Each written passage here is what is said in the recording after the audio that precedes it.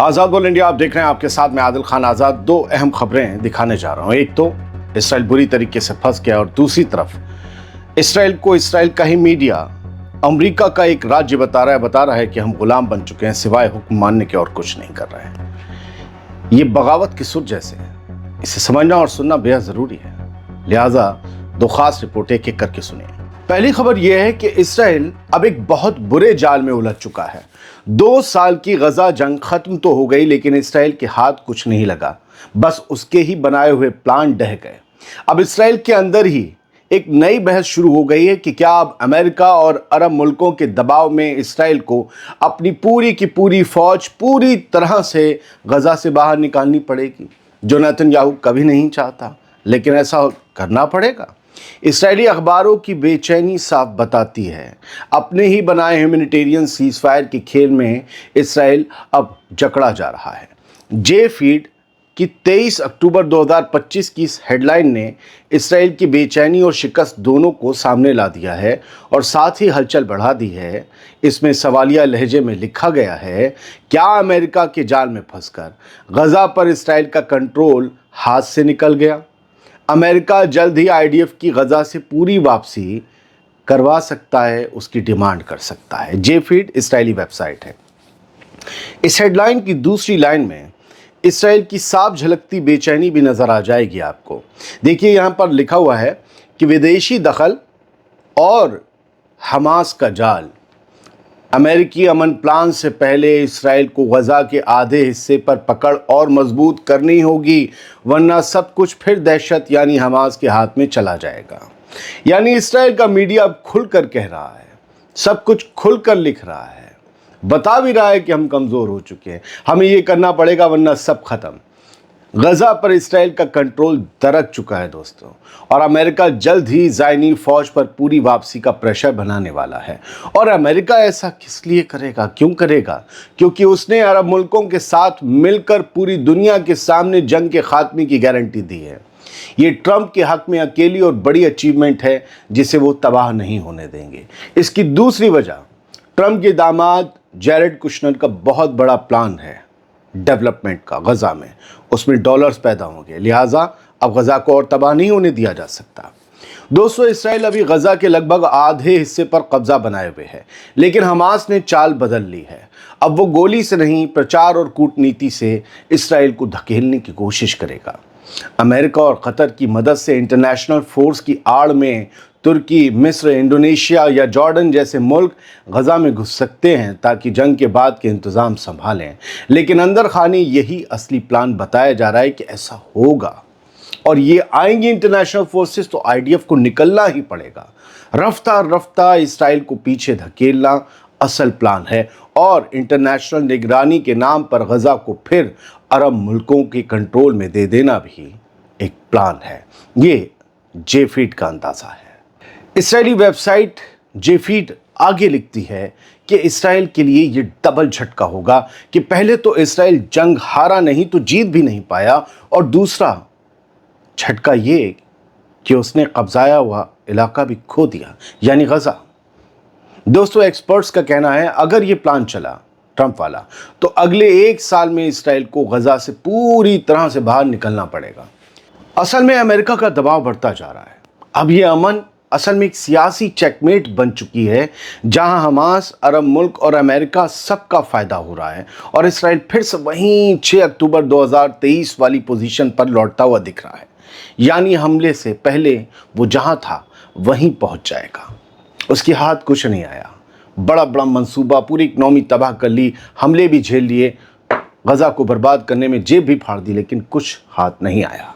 आखिर में ये सवाल तो बनता है कि आखिर इस जंग से गजा ने क्या पाया और इसराइल ने क्या हासिल किया? तो जवाब सिंपल है, इसे लिख लीजिएगा।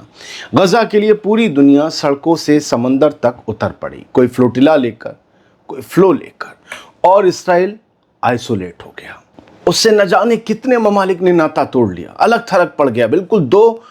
कितनों ने नेतन्याहू की अपने यहाँ एंट्री पर उसे गिरफ्तार करने का ऐलान भी कर दिया। ये सब हुआ।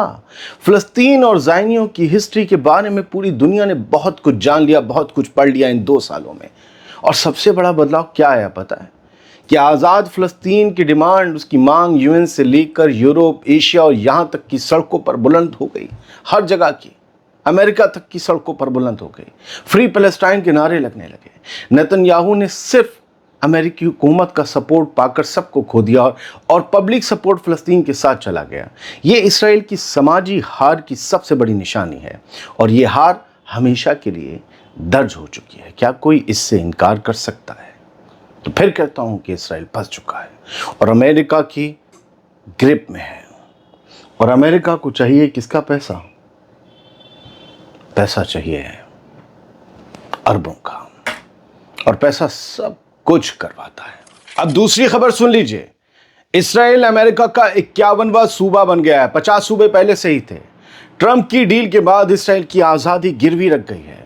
جی ہاں، یہ اسرائیلی ویب سائٹ 22 اکتوبر کی اپنی ہیڈ لائن میں لکھ رہی ہے، یہ سب کچھ کھول کر رکھ دے رہی ہے کہ اسرائیل اس وقت امریکہ کا ہر حکم ماننے کے لیے مجبور ہے، اور اسرائیلی میڈیا اس کمزوری پر لعنت ملامت کر رہا ہے۔ خبر کی شروعات میں پوچھا گیا اس خبر میں کہ غزہ سے 20 ہوسٹیجز کی رہائی ہوئی، لیکن کس قیمت پر ہوئی؟ کیسی قیمت پر ہوئی؟ اب صاف ہے، اسرائیل نے اپنے ہوسٹیجز تو چھڑائے مگر اپنی آزادی بیچ دی۔ امریکہ نے ٹرمپ کی اگوائی میں اسرائیل کو ایک دوست سے زیادہ ایک ادھین راجیہ یعنی ایک ویسل اسٹیٹ بنا دیا، جہاں اب ہر فیصلہ، ہر حملہ، ہر ٹھہراؤ وائٹ ہاؤس کی منظوری سے گزرتا ہے۔ یہ ویب سائٹ خود اسرائیل کی لکھ رہی ہے۔ نیو یارک ٹائمز کی تازہ رپورٹ دوستوں بتاتی ہے کہ واشنگٹن اب صلاح نہیں دے رہا، حکم دے رہا ہے۔ اٹھو، نتن یاہو کو غزہ سیز فائر نہ توڑنے کی ہدایت تک سیدھے ٹرمپ سے مل رہی، کہ کرنا نہیں، یہ سیدھے ٹرمپ بول رہے ہیں۔ امریکی وائس پریزیڈنٹ JD وینس کا کل تیل اویو میں آ کر IDF کے چیف اور ڈیفنس منسٹر سے اسامانیہ میٹنگ کرنا، انیوژول میٹنگ کرنا اور ڈرون سے غزہ کی سیر لگانا کسی اوپنویشک نریکشک یعنی کالونیل اوورسیئر جیسا نظارہ پیش کرتا ہے۔ اس سے پہلے ٹرمپ کے داماد جیریڈ کشنر اور middle asset envoy Steve Witkoff آئے تھے، یہ سمجھانے کہ جب حماس نے سیز فائر توڑ کر 2 اسرائیلی فوجی مارے، تب ایسے حالات میں بھی ضرورت سے زیادہ جواب نہ دیا جائے، مطلب فوجی مر جائیں لیکن زیادہ جنگ مت چھڑ دینا۔ اب اسرائیل اپنی سرحدوں کی سیکیورٹی کا بھی اجازت نامہ واشنگٹن سے لیتا ہے۔ اسرائیلی ویب سائٹ جیفیڈ نے بتایا کہ اب حملے سے پہلے IDF کو امریکی کمانڈ سینٹر کو اطلاع دینا پڑتی ہے، خالو ہم حملہ کر لیں، جیسے کوئی کالونی اپنی راجدھانی کی رپورٹ بھیجتی ہو کہ دیکھو یہ ہو گیا ہے، اب ہم یہ کرنا چاہ رہے ہیں، بتاؤ کریں نہ کریں۔ کشنر اور وٹکوف اب ڈپلومیٹس نہیں، امریکی تھانے دار بن چکے ہیں، جو اسرائیلی انٹیلیجنس میٹنگز میں بیٹھ کر ٹرمپ کے 20 پوائنٹ والے غزہ بلو پرنٹ کو تھوپ رہے ہیں، جس سے اسرائیل کی سیکیورٹی سے زیادہ امریکہ کی ری کنسٹرکشن کی فینٹیسی کو ترجیح دی گئی اس بلو پرنٹ میں۔ ٹرمپ اب نتن یاہو کو یہی سمجھا رہے ہیں کہ تازہ حملے حماس کی لیڈرشپ کے نہیں تھے جو تمہارے 2 فوجیوں پر ہوئے جو مارے گئے، بلکہ کچھ بھٹکے ہوئے گروپس کی حرکت تھے، لہٰذا حماس پر حملے مت کرو۔ مطلب کہانی بھی امریکہ لکھ رہا ہے، کردار بھی وہی چن رہا ہے۔ اب یہ کوئی الائنس نہیں رہا امریکہ اور اسرائیل کا۔ جیفیڈ لکھتا ہے یہ قبضے کا نیا ماڈل بن گیا، ہم پر قبضہ ہو چکا ہے، ہم اب امریکہ کا صوبہ بن گئے۔ اسرائیل کے ملٹری فیصلے اب ٹرمپ کی ٹائم لائن پر چلتے ہیں، اور اگر حماس نے سیز فائر توڑا تو امریکی دخل کا ڈر سیدھے نتن یاہو کے سر پر ہے کہ امریکی فوج آئے گی، اگر وہ آئے گی تو پھر دوسرا معاملہ ہوگا۔ کئی ایکسپرٹس یہ کہہ رہے ہیں کہ جب واشنگٹن یعنی امریکہ یہ کہتا ہے رک جاؤ، تب اسرائیل رک جاتا ہے، ایک قدم بھی آگے نہیں بڑھتا۔ یعنی غزہ کی جنگ تو ختم ہوئی، لیکن اسرائیل کی آزادی اب وائٹ ہاؤس کی گرفت میں ہے۔ بہت سے لوگ کہتے ہیں اسرائیل امریکہ کو چلاتا ہے، بہت سے لوگ کہتے ہیں امریکہ اسرائیل کو چلاتا ہے۔ کل خود یہ نتن یاہو نے بات کہی، کل یہ خود نتن یاہو نے بات کہی، اور اس کی ہیڈ لائن دیکھیے نا ٹائمز آف اسرائیل کی، Netanyahu Vance reject idea Israel is US client state, وہ partnership on tough Gaza plan. کہ جب JD وینس امریکہ کے اپ راشٹرپتی سے کل نتن یاہو کی ملاقات ہوئی تو دونوں نے اس بات کو ریجیکٹ کر دیا کہ اسرائیل امریکہ کی کوئی کلائنٹ اسٹیٹ یا اس کے ادھین راجیہ ہے۔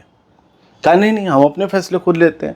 نتن یاہو خود بولا کہ وہ لوگ جو ہماری مذمت کرتے ہیں، کبھی کہتے ہیں اسرائیل امریکہ کو چلاتا ہے، کبھی کہتے ہیں امریکہ اسرائیل کو چلاتا ہے، نہیں، یہ سب باتیں نہیں ہیں، کیونکہ یہ باتیں اٹھ رہی ہیں اسرائیل میں. صاف ہے, پوری دنیا جانتی ہے, امریکہ کے سوا کسی نے یہ سیز فائر نہیں کرایا. پہلے دن سے میں کیا کہتا تھا, سب جانتے تھے, آپ لوگ بہت عقل مند لوگ ہیں, کہ امریکہ ہی یہ سیز فائر کرا سکتا ہے. ڈونلڈ ٹرمپ نے ہی یہ سیز فائر کرایا ہے, ورنہ نیتن یاہو کبھی جنگ نہیں رکتا. ڈونلڈ ٹرمپ کو پش کیا ہے عرب اسٹیٹس نے, اور سارا ماحول بدلا ہے قطر پر حملے کے بعد. ایسا لگتا ہے کہ سب کو ایک موقع چاہیے تھا کہ کچھ ایسی غلطی ہو جائے جس سے پھر ہم بڑا پریشر بنائیں. سب ملٹری نیٹو بنانے لگے تھے اپنے عرب کا, وہ چیزیں چل رہی پائپ لائن میں ہیں اسی ماڈل پر. سب لوگ مل کے آ گئے ایک اسٹیج پر. امریکہ کو پتہ چل گیا یہ تو اگر ہم بہت دنوں تک اسرائیل کو ڈیفینڈ کرتے رہے ہمارا گھاٹا ہو جائے گا. یہ لوگ دوسری لابی میں چلے جائیں گے, چائنا روس والی. یہ کرنا پڑا. یو این کے اسٹیج سے اٹھ گئی آزاد فلسطین کی آوازیں, اتنے ملکوں نے اسے تسلیم کر لیا. یہ کرنا پڑا ڈونلڈ ٹرمپ کو, مجبوری میں کرنا پڑا, اور ڈونلڈ ٹرمپ کے حکم کی مجبوری میں نیتن یاہو کو سیز فائر کرنا پڑا. ورنہ یہ جنگ چلتی رہتی. ابھی دیکھیے سر آگے کیا کیا ہوتا ہے. لکھ رہا ہے, خود کہہ رہا ہے کہ نہیں ہم غلام نہیں ہیں, ہم اپنی طور پر آزاد ہیں. لیکن نیتن یاہو یہ بھی کہہ رہا ہے کہ فلسطینی اتھارٹی کا کوئی رول نہیں ہوگا غزہ میں. لگاتار امریکہ کوشش کر رہا ہے. دیکھو نا آپ, اسرائیلی ویب سائٹ اخبار کہہ رہا ہے the Times of Israel, as U S pushes Trump's plan to end war. امریکہ پریشر ڈال رہا ہے کہ اس جنگ کو مکمل طور پر ختم کرو, سارے فیز نپٹاؤ. لیکن نیتن یاہو یہ کہہ رہا ہے کہ حماس کا تو کوئی رول نہیں ہوگا غزہ کی حکومت میں. فلسطینی اتھارٹی محمود عباس کا بھی نہیں ہوگا. اسے اصل میں زر خرید غلام چاہیے, وہ جی حضور چاہیے, وہ والے چاہیے. وہ کیسے ہو جائے گا؟ فی الحال اس ویڈیو میں اتنا ہی. امید یہ کرتا ہوں صاف گوئی سے میں نے آپ کے سامنے خبر رکھ دی. 2-3 آرٹیکل میں نے پورا ویڈیو نپٹا دیا.